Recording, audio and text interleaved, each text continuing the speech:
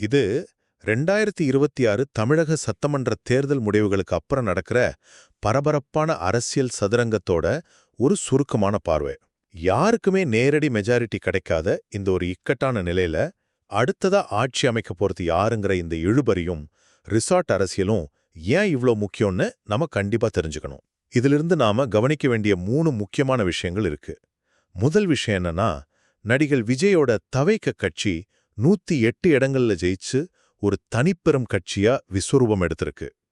காங்கிரஸோட சேர்த்து அவங்களுக்கு 112 இடங்கள் இருந்தாலும் ஆட்சி அமைக்க தேவையான அந்த 118ங்கிற மேஜிக் நம்பரத்தோட இன்னும் 6 எம்எல்ஏக்கள் அவங்களுக்கு தேவைப்படுறாங்க. அதனால தான் ஆளுநர் இன்னும் அவங்கள ஆட்சி அமைக்க கூப்பிடல.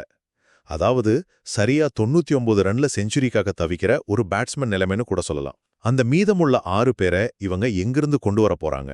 ரெண்டாவதா பாத்தீங்கன்னா, 47 இடங்கள்ல ஜெயிச்ச அதிமுக தங்களோட எம்எல்ஏக்களை வேற யாரும் இழுத்துடக்கூடாதுன்னு நினைச்சு சுமார் 30 பேரை புதுச்சேரியில் இருக்கிற ஒரு ரிசார்ட்ல ரொம்ப பாதுகாப்பா தங்க வச்சிருக்காங்க.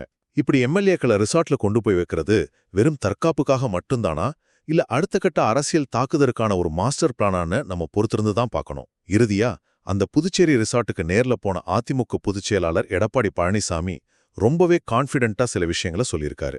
திமுகவோட எந்த கூட்டணியும் இல்லனும், பெரும்பான்மை இல்லாத விஜய் முட்டி மோதி கடைசியா நம்ம கிட்ட தான் வருவா, அதனால அதிமுக தலைமையில தான் ஆட்சி அமையும்னு அவரு அடிச்சு சொல்லியிருக்காரு.